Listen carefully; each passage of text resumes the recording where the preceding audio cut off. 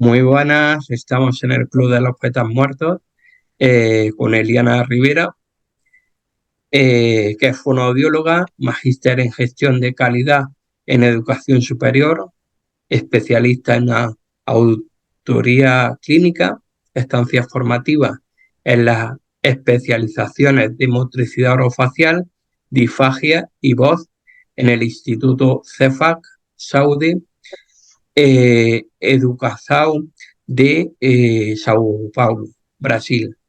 Actualmente estudiante de doctorado de fonoaudiología en la Universidad del Museo Social Argentino, UMSA. Profesora de la Universidad de Pamplona, en escalafón titular de la Universidad de Pamplona, investigadora en categoría junior por el Ministerio de Ciencia y Tecnología y cofundadora del programa de fonoaudiología del Grupo de Investigación Comunicación Humana en categoría B por el Ministerio de Ciencia y Tecnología y de la revista Signos Fónicos. Es cofundadora del programa de fonoaudiología de la Universidad de Pamplona, miembro del comité editorial y cofundadora de la revista científica Signos Fónicos, cofundadora del grupo de investigación Comunicación Humana en categoría B por el Ministerio de Ciencia y Tecnología, coordinadora de academia e investigación en la Junta Directiva de la Asociación Colombiana de Medicina del Sueño ACMEX Seccional Antioquia, es vicepresidenta de la Academia Miofuncional AAMS 2020, es vicepresidenta del International Board de Miofuncional Ciencias 2020, líder de comisión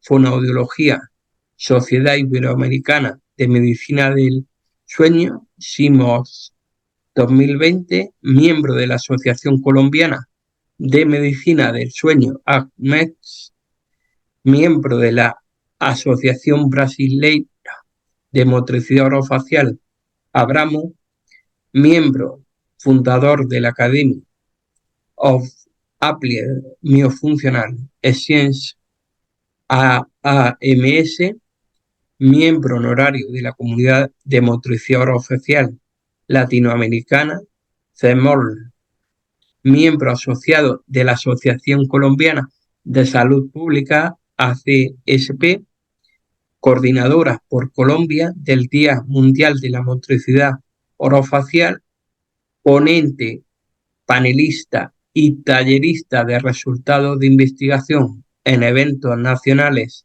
e internacionales que le han merecido reconocimientos y premios, decana de la Facultad de Salud de la Universidad de Pamplona desde el 2011 hasta el 2014, subdirectora de docencia e investigación en la Clínica Unipamplona 2017 y directora del programa de fonoaudiología de la Universidad Manuela Beltrán, Bogotá, desde el 2003 al 2006.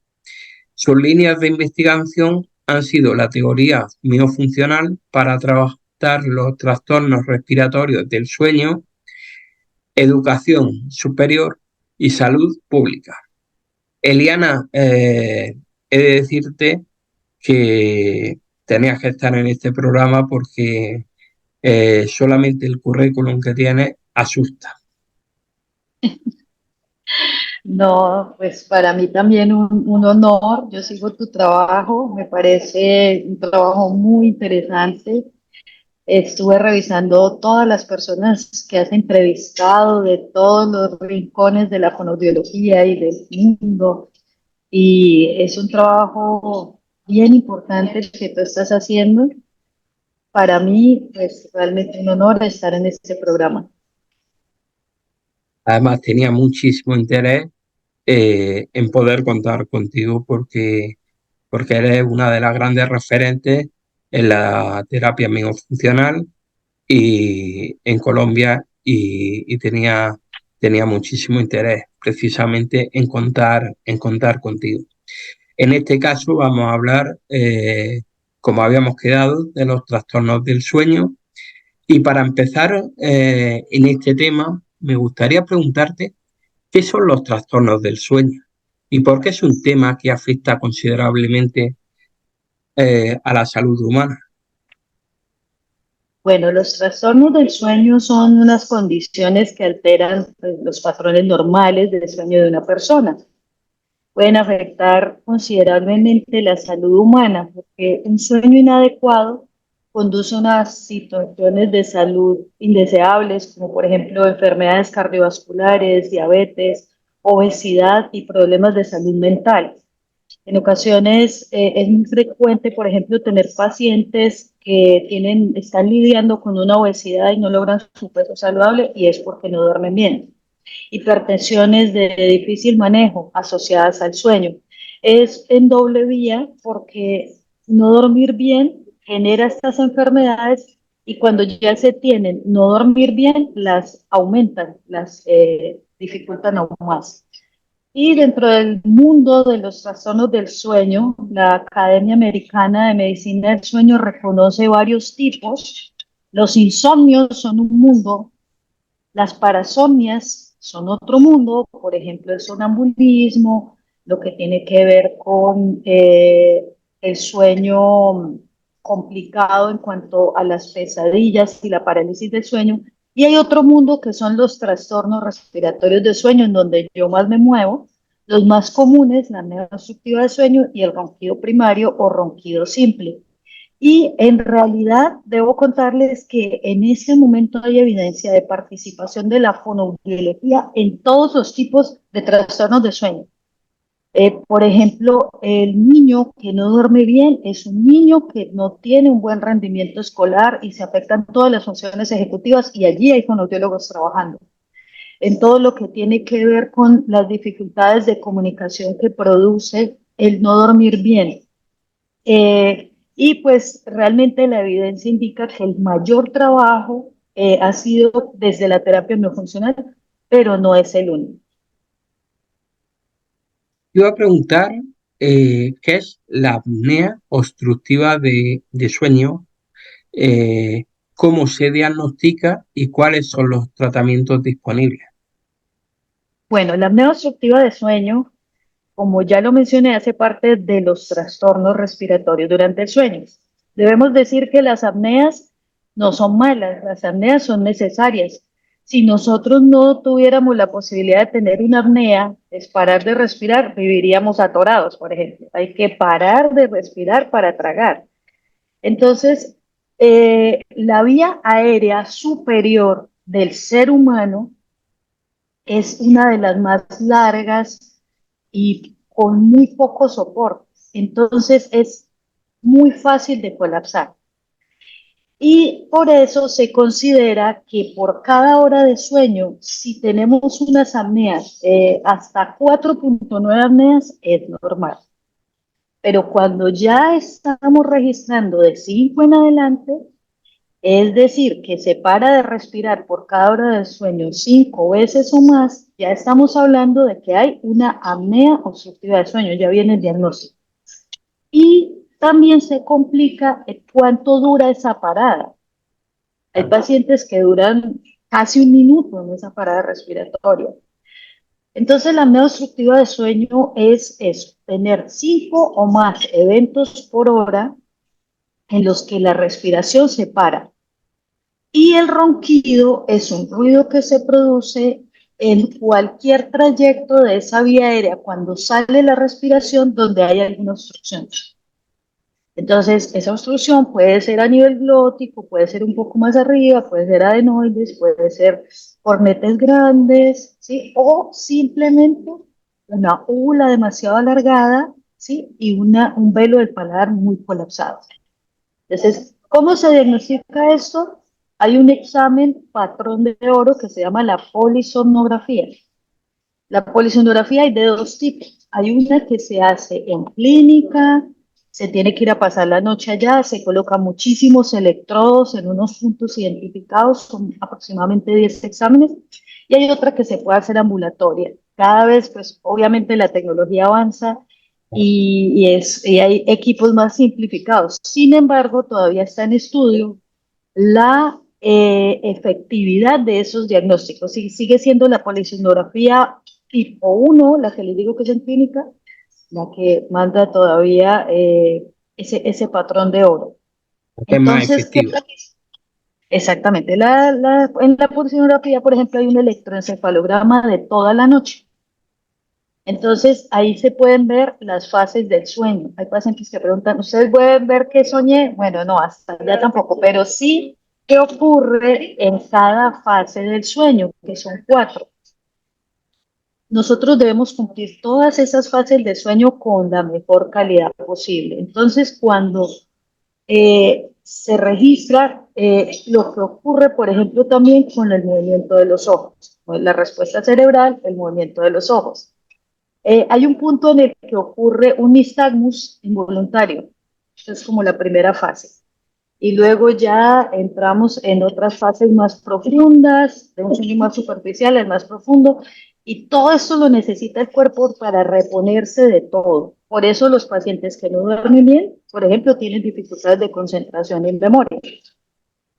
Durante la polisonografía se mira qué ocurre en cada fase del sueño. Entonces, por ejemplo, paró de respirar en la fase 2.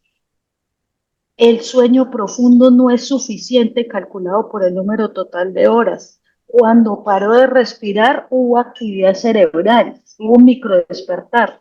Se tensionó el músculo bucinador.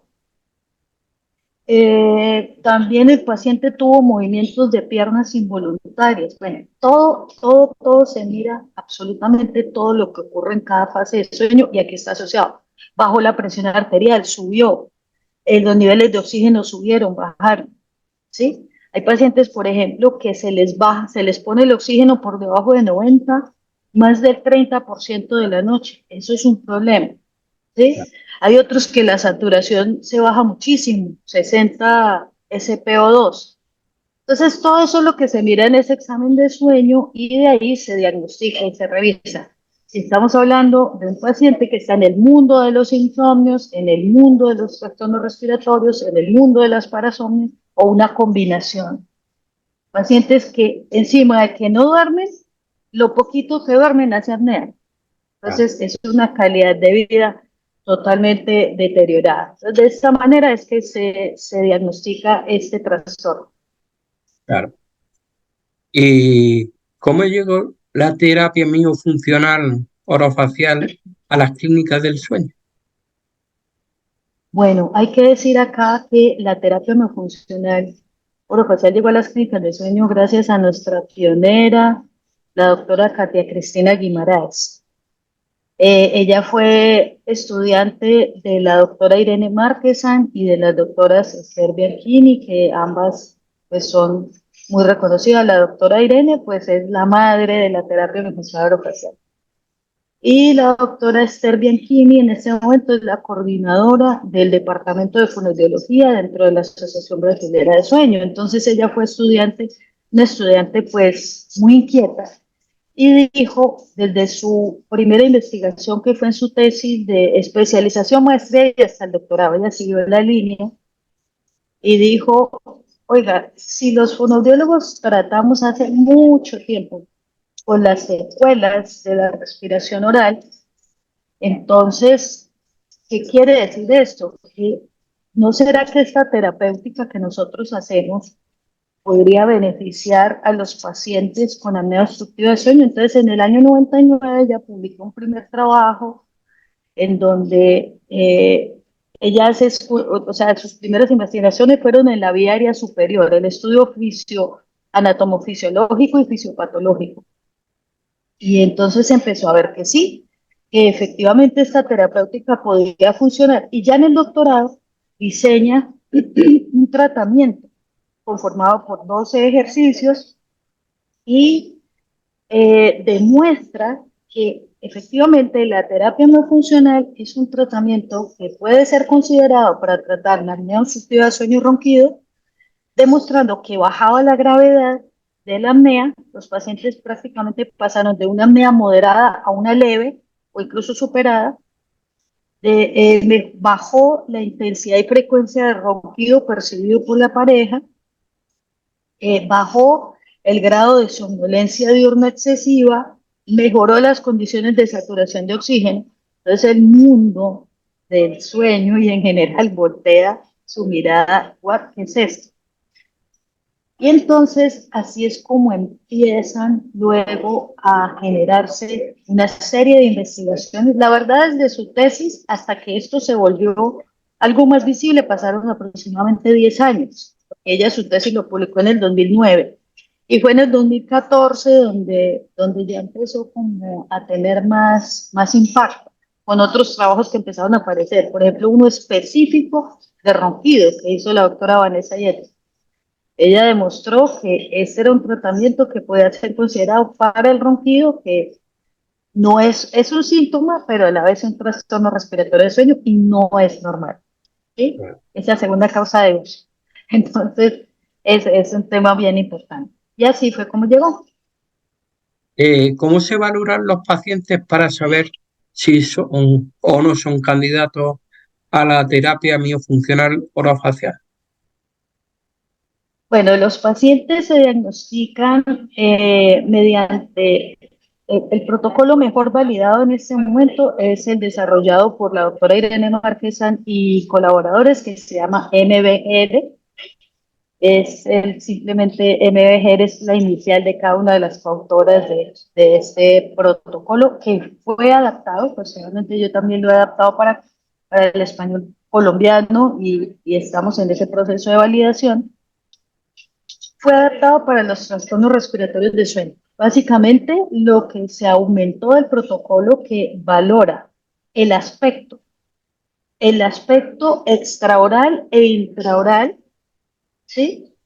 Entonces, particularmente, yo hago una exploración muy profunda de lo que tiene que ver la relación de estas adaptaciones musculares con las condiciones oclusales, odontológicas y la postura para mí es fundamental.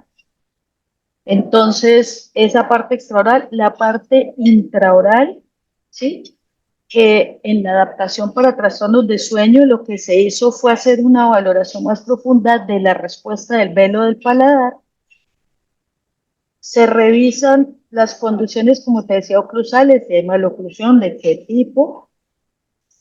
Se revisa también la movilidad, tanto extraoral como intraoral, la musculatura de soporte perioral, la musculatura intraoral, cómo responde, en dónde está la lengua, qué tanta respuesta hay de los músculos propulsores y retractores. Y también se revisan las funciones estomatognáticas como la masticación, la deglución, el habla, la voz, ¿sí? Y de todo este conjunto se hace un diagnóstico.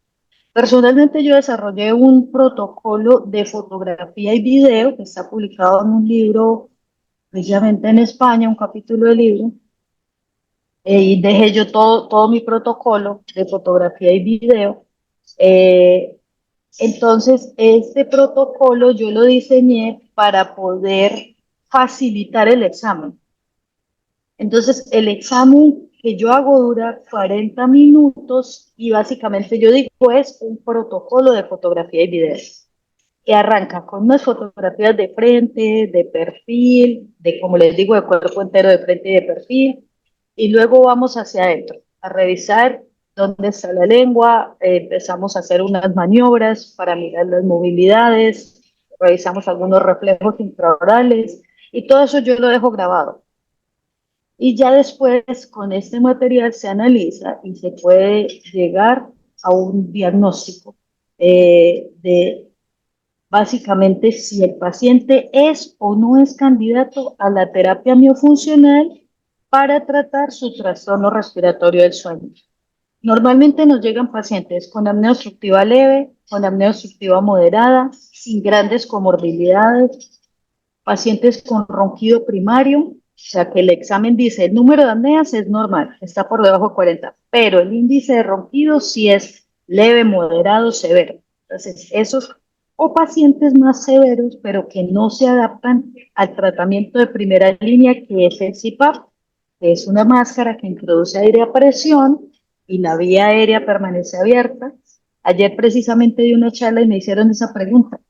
¿Usted considera que los pacientes que usan CPAP y no se adaptan siempre deben ser tratados con terapia no funcional? Y yo respondí en esa charla, depende, pero lo que yo sí digo es que sí deberían ser valorados todos desde terapia no funcional, porque nosotros hacemos un examen muy completo Claro, donde detectamos cosas que muchos médicos no ven. Por ejemplo, colapsos de las válvulas nasales. Muchas veces incluso otorrinos pasaron desapercibidos. Migrañas complicadas que nosotros detectamos que tienen que ver con la articulación temporomandibular. Entonces les digo, puede que ahí concluyamos, no, este paciente no es candidato, o sea, no es un tema de la vía aérea, es de otro tipo, revisemos la máscara, revisemos esto, o que termine haciendo terapia no funcional que se ha demostrado que ayuda a que el paciente se adapte a ese equipo. Esa es otra cosa que se ha demostrado. claro, efectivamente. ¿Y cuáles son los ejercicios de terapia miofuncional más eficaces en el tratamiento de los trastornos respiratorios del sueño? Bueno, los ejercicios que tienen mejor evidencia están en la categoría de isométricos, que son ejercicios de sostenidos, ¿sí? Donde lo que se busca es aumentar la fuerza muscular. Voy a dar un ejemplo con el entrenamiento muscular de otras partes del cuerpo. Una sentadilla sostenida. Vamos a quedarnos en sentadilla 10 segundos. Ese sería un isométrico. Entonces, tenemos de este tipo a nivel intraoral y extraoral. También tenemos otros que son isotónicos, que ya tienen que ver con movimiento. Entonces, ahí sí ya la sentadilla, por ejemplo, con movimiento. Entonces, también intraoral y extraoral. Y los isocinéticos o de contrarresistencia eh, también hacen parte de la terapéutica. Ahora, ustedes van a ver que en muchas partes hablan de los ejercicios orofaringeos, pero realmente la terapia funcional es más que ejercicios orofaringeos. También incluye una adecuación del patrón respiratorio, que normalmente está invertido. El paciente tiene una respiración más superior, se adecua a ese patrón. La estimulación de la respiración nasal más que la oral, y ahí es donde viene el tema. Si hay un tema estructural que nos impide la respiración nasal, pues eso hay que resolverlo antes, obviamente. Y el otro tema que tiene que ver con integrar todo lo anterior con las funciones estomatognáticas, principalmente de masticación, tragado y habla. Esto hace que el tratamiento sea mucho más completo y de paso le da el sentido, porque he leído varios trabajos donde hay colegas en países donde no está restringido que, por ejemplo, desde fisioterapia se haga esta terapéutica. ¿Un fisioterapeuta lo puede hacer? Sí.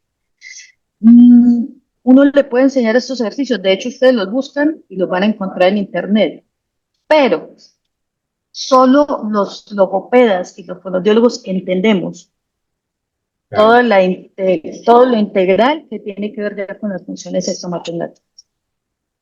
normal. ¿Cuáles son los pacientes que mejor responden a la terapia miofuncional?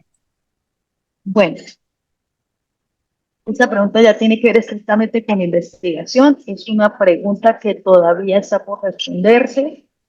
De hecho, ha habido unos artículos, unos trabajos que han dicho, la terapia no funcional dice que funciona con pacientes más que todo con apneas moderadas, con apneas leves, con ronquido primario, no tan severos, pero en sí, ¿cuáles son los que mejor responden? O sea, ¿qué características tienen? Esto no se ha resuelto y pues esa es mi investigación de doctorado. Entonces yo lo que hice fue un modelo de analítica predictiva que me indicara o sea, qué características tienen los que mejor y los que peor responden. Claro, Hasta el momento las investigaciones han sido pues, un grupo control y un grupo casos. A un grupo se le da la terapia y a otro se le da un placebo y se revisa Quien responde mejor y se ha venido demostrando que la mayoría que se hicieron terapia bajaron sus indicadores con relación a los que recibieron un placebo. Pero mi investigación no hizo eso, mi investigación los agarró todos, a todos, todos. A todos se les dio el tratamiento exactamente igual. Y para garantizar que se hiciera exactamente igual, el tratamiento se desarrolló en 6 niveles con un material audiovisual, con videos reales, con videos animados, con audios y con estrategias para empoderar al paciente, que es una crítica que tiene la terapia no funcional, y es que es difícil de adhesión, pero ayer hablaba en mi charla de eso. En realidad las posibilidades de que perdamos la adhesión a casi cualquier cosa están a la orden del día. Eso no es un problema de la fonoaudiología ni de la terapia no funcional. Usted se puede inscribir a un curso de inglés y va a las 2 primeras clases, no vuelve. Un gimnasio y va 2 veces y no vuelve. Entonces, las posibilidades de perder la adhesión están siempre porque nos motivamos mucho de entrada y nos proponemos muchas cosas, pero luego perdemos la motivación muy rápido. Entonces, para garantizar eso, el tratamiento se conformó con estrategias. Primero, las terapias son diarias y tiene estrategias de empoderamiento de la salud, ¿sí? Con recordatorios, con estimuladores, con gatilladores, con elementos que tienes en tu casa, haciéndolo lo más simple posible. Y para que se pueda administrar de esa cosa, se desarrolla una aplicación que diariamente te va entregando las sesiones. El equipo de fonoaudiólogos, que son 5 en este momento, tiene una cantidad de recursos que le permiten monitorear diariamente al paciente, resolver sus preguntas, sus síntomas, etc. Entonces, este es otro nivel. Y eso me permitió tomar toda la información de los pacientes y revisar, bueno, con quién nos fue bien, con quién no nos fue bien. Claro. Y para eso, como era difícil volver a hacer un examen de salida de polisonografía, que es muy costoso, entonces diseñé unos instrumentos de salida, unas escalas que se validaron para preguntarle, ¿usted siente que el tratamiento le permitió alcanzar sus objetivos, mejoró su calidad de sueño, la terapia no funcional le aportó, cambió su estilo de vida? Bueno, una serie de inquietudes y lo que fue muy emocionante es ver que la mayoría de los pacientes respondieron que sí, que el tratamiento les resultó efectivo y satisfactorio. Ahora, ¿qué características tienen estos pacientes? ¿Cuál es el que mejor responde hasta donde yo he investigado? Pacientes con comorbilidades cardiovasculares, psiquiátricos, psicológicos, con síntomas de despertarse con ahogo, somnolencia diurna excesiva, pacientes que tienen unas condiciones de oclusión normales o incluso tipo 2 no tan severas. Y los que menos responden, los que dicen, esto no me funciona, no estoy satisfecho con este tratamiento, básicamente son pacientes con maloclusión de clase 3, lo que nos lleva a pensar que esto se tiene que resolver antes de la terapia miofuncional. De momento es lo que yo he investigado.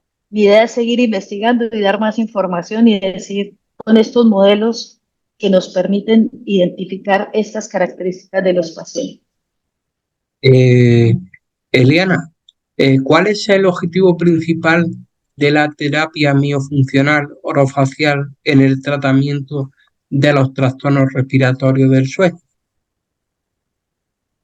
Bueno, el objetivo principal es adecuar todas las adaptaciones musculares que ocurren con motivo de no respirar debidamente despierto y dormido.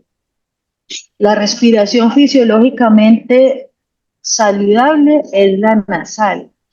Lo que más hacemos los seres humanos en un día es respirar y tragar saliva. Y en esos dos eventos, la boca debería estar cerrada, la respiración debería ser más nasal. Y entonces, cuando esto no ocurre, seguimos viviendo, seguimos respirando, seguimos hablando, seguimos masticando, seguimos tragando, pero no de la forma adecuada. Y entonces esto va generando una serie de adaptaciones musculares, funcionales, de movilidad, tanto dentro como fuera de la boca, que se ven incluso en las posturas, cómo tiene la cabeza, se ven incluso por fuera. Yo tengo ahora un problema y es que yo veo a la gente y digo, este ronca, este tiene apnea, este no está durmiendo bien. Bueno, entonces eso nos pasa mucho a los fonoaudiólogos, ¿no? Y entonces, en ese sentido, la terapia miofuncional consiste en trabajar todas esas adaptaciones. Muchas veces, por ejemplo, hay pacientes que expresan que superaron una dificultad del tragado que tenían. Claro, porque en la terapéutica se mejora la fase oral. A veces el tema no era acá, sino que acá no era efectivo. ¿Por qué? Por todas esas adaptaciones. Entonces, en eso consiste la terapia y este es el objetivo del ¿Y, tratamiento. y cómo se mide la efectividad de la terapia miofuncional orofacial? Bueno, la forma clásica en que se ha medido, ¿sí? Por ejemplo, vamos a hablar de los trabajos que se han hecho. Y aquí vale la pena, quiero expresar que tengo el honor de ser dirigida en mi investigación por la doctora Esther Bianchini. La doctora Esther Bianchini es la embajadora de la fonoaudiología del sueño, ni siquiera solo de la terapia funcional, sino de la fonoaudiología del sueño. Ella es quien ha puesto en el mapa a nivel mundial este tema. Y ella asesoró las tesis de Katia Guimarães, que fue la pionera, la tesis de Vanessa Dieto, que es la pionera en demostrar que este tratamiento era efectivo para el ronquido, de Fabiane Callemori, que demostró por primera vez cómo se cambiaban las condiciones de la vía aérea con este tratamiento, y, y pues ahora tengo el honor de ser asesorada por ella. Entonces, en los trabajos anteriores, lo que se hizo fue medir la efectividad con un examen de polisonografía de entrada y de salida y con unos cuestionarios. Hay un cuestionario que está validado mundialmente, que se usa en todas las clínicas de sueño, que se llama el cuestionario de escala de somnolencia de Epworth. Este cuestionario que todavía es utilizado y que, pues, bueno, digamos que tendrá, pues, situaciones, pero es el mejor validado en todos los idiomas, incluso lleva a tomar decisiones políticas como que si la escala demuestra que el grado de somnolencia es muy alto, las posibilidades de accidentes de tránsito son altísimas. Entonces, en terapia miofuncional se ha medido con este cuestionario y se ha demostrado que esta escala baja, escala va de 0 a 24, siendo de 18 a 24 una somnolencia excesiva con alto riesgo de microsueño y posibilidad de accidente. Por eso hoy en día la apnea obstructiva de sueño se considera un problema de salud pública. ¿Sí? Uno puede estar en riesgo haciendo la sufra por causa de otra persona que tuvo microsueño. Entonces, esa es una forma como se ha medido, de entrada y de salida, la efectividad. La otra es un cuestionario que se llama el índice de calidad de sueño de PISM. Ahí se ha medido si la percepción de calidad de vida y de sueño mejora después de la terapia miofuncional. Lo otro es con otro cuestionario que se llama el cuestionario de Berlín, que ya mide sobre todo la percepción del ronquido. Ahí se tiene uno que apoyar con el entorno. A veces las parejas o familiares dicen que una persona tiene un ronquido épico que se escucha por fuera de la habitación. Y después del tratamiento se aplica y muchas veces se demuestra que baja y dice, ya no es tan épico, porque eso sí, el ronquido no se cura al 100%. Entonces usted se acuesta cansado, si se toma unas copas de más, todo eso puede hacer que ronque, pero Eso, sí se controla. eso te iba a preguntar, porque el ronquido no se elimina, ¿no? El ronquido no se elimina del todo por lo que te explicaba, por eso el ronquido es casi exclusivo del ser humano. El mamífero que más ronca es el ser humano, porque esta vía es muy larga y muy colapsable, entonces cualquier cosita puede hacer que ronquemos, ¿sí? O por ejemplo, acuéstese usted boca arriba, va a roncar, es lo más seguro. Entonces, aquí el tema es que esas investigaciones anteriores se han medido así, más un examen completo de polisonografía de entrada y salida. En mi caso, ya bajo la asesoría de la doctora Esther, tomamos dos rutas distintas. Una, estábamos saliendo de la pandemia del COVID-19, las clínicas sobreviviendo, la clínica que me abrió las puertas, donde hice mi investigación en Medellín, Colombia. Entonces, un examen que cuesta aproximadamente 500, $600, es decir, necesito que hagamos el examen de salida a todos los pacientes para ver si mi tratamiento funciona. No, ahí tiene uno que ponerse en la realidad. Y fue la decisión de diseñar instrumentos, estos mismos cuestionarios más otros instrumentos en una tendencia investigativa que es medir matemáticamente la percepción de resultados del paciente de salida, ¿sí? Pero ya esto es mucho más económico y de paso es una tendencia muy fuerte porque muchas veces se ha demostrado que se baja la saturación, que se baja la presión arterial, que los datos, la data indica que todo mejoró, pero el paciente dice, yo me siento igual. Mi señora dice que todavía ronco, ¿sí? Hay exámenes que indican que el índice de ronquido bajó, pero la pareja dice, usted no ha dejado de roncar nada, ¿sí? Hay pacientes que la pareja ya se tuvo que desplazar de la habitación y el examen dice que no ronca.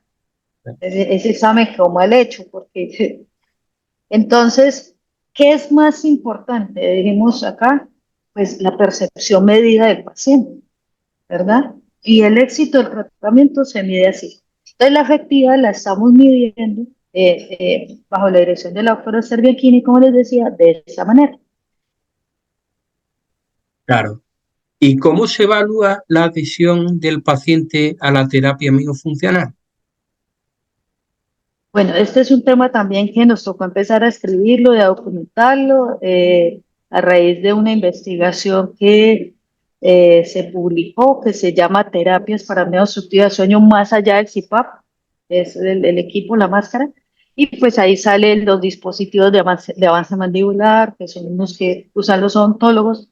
Aparece en esa publicación la posibilidad, algo que hacen unos otorrinos somnólogos que se especializan y se entrenan en eso, y colocan un electroestimulador que va directo al nervio hipogloso y mantiene pues la vía aérea abierta, pero obviamente estamos hablando de una cirugía bastante compleja, costosa, pero pues es otra opción.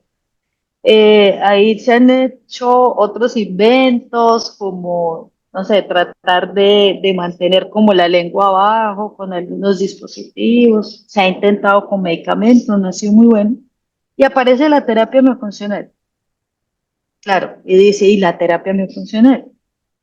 Y eh, hacen como la clasificación de sus tratamientos y dicen cuáles son sus ventajas y sus desventajas y nos atribuyen a la terapia biofuncional que la desventaja de este tratamiento, que parece muy prometedor, que es muy interesante, pero que la desventaja que tiene es que los pacientes no se adhieren. Entonces, puesto así, pues desde mi punto de vista es como un juicio de valor porque no está pues como también soportado, o sea, realmente si uno revisa de dónde sale esta afirmación, no está muy bien fundamentada, pero nos obliga a medir la adhesión. Entonces, nosotros la empezamos a medir de varias maneras. Primero, como les decía, el tratamiento está enriquecido con tecnologías. Nosotros podemos saber cuándo entró el paciente a hacer el tratamiento, a qué horas, Entonces, por ejemplo, Antonio, tú me dices que estás mejorando tus higiene del sueño, pero aquí veo que estás haciendo la terapia a la medianoche, a la 1 de la mañana. No, no me estás diciendo la verdad. Si de Efectivamente. verdad estuvieras mejorando tu adhesión, estarías haciendo la terapia a las 6 de la tarde, 7 de la noche. Entonces, esa es una forma de medir. Ahí sabemos cuánto, si lo está haciendo, si es constante. Esa es una manera de medir la adhesión con eso que nos arrojan estas tecnologías. La otra es que el paciente constantemente se comunica con el equipo y dice, el lavado nasal es una práctica que se aprende, me produce esta molestia, me produce mareo, entonces lo vamos guiando y ahí también vamos midiendo. Y estos cuestionarios que les decía los aplicamos cada tanto a lo largo del tratamiento y ahí tenemos otras métricas que nos permiten revisar si se está adhiriendo al tratamiento. Efectivamente. ¿Cómo ha influido la terapia miofuncional en la calidad de sueño de los pacientes con apnea obstructiva del sueño? Bueno, acá estamos también yendo a lo profundo, investigando por qué la terapia no funcional en nuestros pacientes está generando un impacto en la calidad de vida que la verdad desconfieso que no estaba, ni siquiera pasaba por mi cabeza. Por ejemplo, superar migrañas, dolores de cabeza matutinos. Eso no está documentado. Dolores miofaciales, mejora el tragado, mejora la voz, mejora lo que tiene que ver con el selle labial y la boca seca al despertar, mejora pues las relaciones de pareja, donde dice, la pareja me dice que ya lo dejo dormir, que ya no estoy roncando, el desempeño laboral. Doctora, es que yo Pues, antes en el trabajo, yo no daba. Ahora estoy pudiendo responder debidamente en mi trabajo, en mi vida me cambió. Eh, la, lo que tiene que ver con sentirse menos somnoliento, más activo, mejorar la concentración, la memoria. Bueno, esto se fue más allá, pero aparte hay otros casos todavía por medir, como por ejemplo la persona que tenía movimientos involuntarios, incluso hay pacientes que le pegaban a su pareja dormida, le lanzaban puños o patadas. Entonces, aparte de que ronca, imagínate, no, gravísimo eso con la pareja. Doctora, yo no volví a hacer esos movimientos. Hubo un paciente que se lesionó, se fracturó el mismo dándole un puño a la pared. bueno, Eh, entonces, doctora, eso no me volvió a pasar. No me volví a despertar con ahogo, que era aterrador. ¿Sabe lo que es despertarse ahogado? Doctora, yo tenía parálisis del sueño, era aterrador, sentía una cosa aquí encima que me aprisionaba y yo me la quería quitar y no podía. Eso se me quitó, ahora sueño bonito. Es un impacto que estamos midiendo todavía, o sea, no sé si alcancemos a medir todo el impacto de este tratamiento, pero la terapia muy funcional se fue mucho más allá de lo que estaba pensado, que era bajar la apnea, el ronquido, que se sintiera menos somnoliento, no se fue más allá. Y aparte de eso, todos nuestros pacientes, incluso, o sea, el 90, ¿qué te digo? El 95% de nuestros pacientes, todos dicen, incluso los que no alcanzaron los objetivos, que este tratamiento les permitió incluir hábitos que les permiten tener un estilo de vida más saludable. O sea, en el peor de los escenarios estamos logrando eso. Entonces, lo estamos midiendo porque es que yo te confieso algo. Hay un artículo que dice que midió la efectividad de un trabajo que hicieron en Asia, midiendo la efectividad de la terapia hemofuncional, y la conclusión es, a pesar de que los tratamientos no fueron iguales, porque todo el mundo dice ejercicios orofaringeos, unos agarran 12, otros agarran 6, o sea, seamos honestos. Esto ha sido variable. Dice, a pesar de la diversidad de ejercicios, demostró que se bajó la gravedad de la apnea, que los pacientes se sintieron menos somnolientos. Entonces, esa es la realidad. ¿Qué es la terapia miofuncional? Pues es un modelo terapéutico, en el caso particular de que yo desarrollé, es un modelo terapéutico integral que incluye las prácticas de sueño saludable, incluye las prácticas de lavado nasal, la adecuación respiratoria, por supuesto los ejercicios orofaringeos, y todo lo que tiene que ver con la integración de las funciones estomatognáticas. Es un tratamiento integral y lo que te estoy diciendo que funcionó fue en este modelo terapéutico. No te podría decir que si agarras los ejercicios solos y los haces aparte va a tener el mismo impacto. Sí lo tiene, de todas maneras trae mucho beneficio y eso sí se ha medido. Pero esto que te estoy diciendo es de este modelo terapéutico como tal. ¿Cómo influyen las características orofaciales de los pacientes en la efectividad de la terapia miofuncional para tratar la apnea obstructiva del sueño? Bueno, las características orofaciales influyen muchísimo. Un frenillo lingual muy corto y anteriorizado nos dificulta y eso debería resolverse antes de la terapia miofuncional. Sobre todo si en el examen vemos que no responde a las maniobras, ya solo en el examen ya decimos no va a funcionar. Los pacientes que tienen una maloclusión clase 3, entonces, hay prognatismos, pero no necesariamente todos los prognatismos se tienen que resolver antes del ATM o hay unos que son muy funcionales. Y hay otros sí, cuando ya incluso hay una mordida invertida, cuando está demasiado adelantada la mandíbula y que necesita una solución quirúrgica, ahí eso debería ir antes. Los pacientes con una mordida profunda, estos pacientes que no dejan ver los dientes superiores, ni siquiera dejan ver los inferiores. Cuando sonríen se ve la encía de abajo. Este tipo de mordidas son complicadas si, cuando están presentes deberían resolverse simultáneamente al menos con la terapia miofuncional. Los pacientes con una mordida abierta anterior, clásico en los respiradores orales, ¿sí?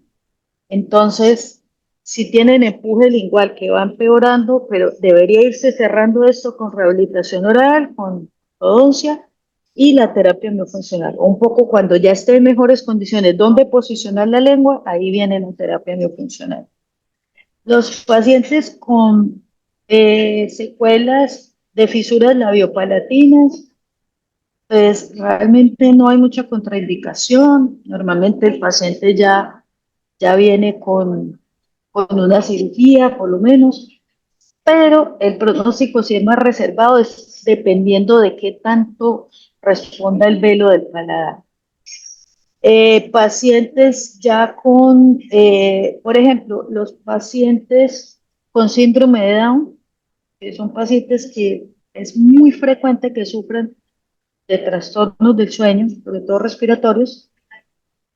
En estos pacientes también deberíamos trabajar de la mano con ojalá un cirujano maxilofacial, porque normalmente cuando el paladar está muy estrecho y muy alto, eso, digamos, por pura física, reduce este diámetro y eso es lo que influye. Entonces ese paladar hay que expandirlo y simultáneamente trabajar la terapia miofuncional. Entonces todas estas características influyen completamente y ahí lo que uno tiene es que tener el juicio clínico para saber qué va antes y qué va después. Claro. ¿Y cuáles son los desafíos en este campo de la logopedia o de la fonoaudiología? Bueno, los desafíos ya me adelanté un poco diciendo que tenemos que seguir aportando a la ciencia. Hay un artículo que, pues debo decirlo, se publicó en el 2021, un trabajo de unos otorrinos, en donde dice, sí, la terapia funcional funciona y todo eso se ha publicado, pero todavía falta evidencia científica y la que se ha publicado no es que sea muy fuerte que digamos. Entonces el desafío es seguir investigando, seguir publicando, seguir demostrando, sin miedo a decir en dónde no funciona. Incluso en estas investigaciones ellos dicen ¿Para quién es contraindicada la terapia no funcional? A mí Porque solamente un cardiólogo le ha dicho a un paciente mío, no hace terapia no funcional. De resto, ni siquiera los cardiólogos casi la contraindican. Sí, me ibas a preguntar. siempre desde la evidencia científica, como no debe ser, ¿no? Exactamente, entonces tenemos que seguir publicando, investigando y demostrando esto, dónde funciona, dónde no funciona, dónde es contraindicado y dónde incluso puede ser adverso. Por ejemplo, pacientes hay una condición que se llama neuralgia del trigémino. El trigémino es un nervio muy abarcante, que les duele hasta cepillarse los dientes. Eh, Pacientes con heridas dentro de la boca, este tratamiento debería ser contraindicado. Eso no lo pensamos. Mucha gente piensa que esto es inofensivo, que es barato. No, no es barato, tampoco es inofensivo, ¿sí? Tiene su costo, tiene su riesgo, y tenemos que seguir aportando esa parte. Además, formalizar los protocolos. Por ejemplo, en la clínica tenemos un protocolo muy estricto de bioseguridad. Tenemos autoclave, todos los materiales son en acero quirúrgico, incluyendo el espejo de Glatzel, incluyendo los espejos intraorales. Todo tiene un protocolo de pasa por el autoclave, se esteriliza.